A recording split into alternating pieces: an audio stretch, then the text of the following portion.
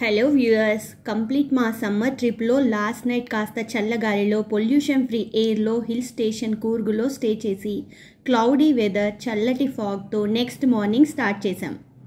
కూర్గులో morning weather కూల్గా, ఇళ్ళు చెట్లు ఫాగ్తో కప్పబడి ప్రశాంతమైన క్లైమేట్, మెల్లగా వచ్చే సన్ రైజ్ బాగా ఎంజాయ్ చేయొచ్చు.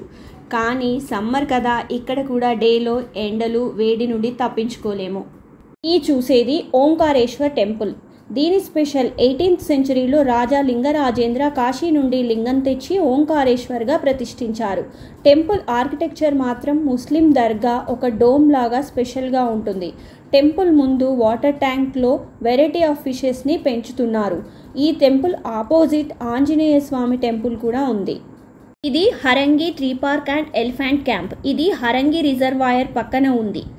ఎలిఫెంట్ క్యాంప్ వరకు వెళ్లే దారి 1 to 2 కిలోమీటర్స్ నడవాలి. అంతవరకు పెద్దగా న్యాచురల్గా పెరిగిన చెట్లతో ట్రీ పార్క్ బాగానే ఉంది. తర్వాత హరంగి బ్యాక్ వాటర్ వద్ద పక్కన ఎలిఫెంట్ క్యాంప్లో 4 ఏనుగులు, పెద్దవి ఓల్డ్ ఏజ్లో ఉన్న ఏనుగులను కట్టేసి ఉంచారు.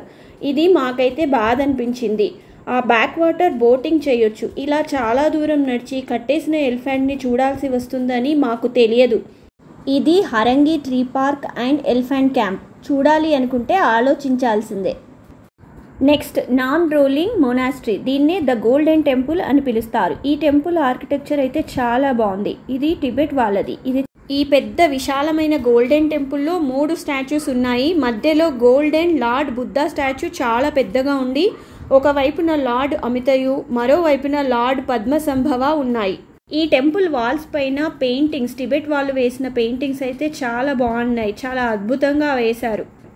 ఈ టెంపుల్ ప్రాంగణంలో టిబెట్ సన్యాసుల ఆశ్రమాలు, షాప్స్, షాపింగ్ కాంప్లెక్స్లో చాలా షాప్స్, అక్కడ షాపుల్లో హ్యాండీక్రాఫ్ట్స్, బాడీ మసాజెస్, ఎక్కువగా sound healing products, sound healing bowls and instruments ఉన్నాయి.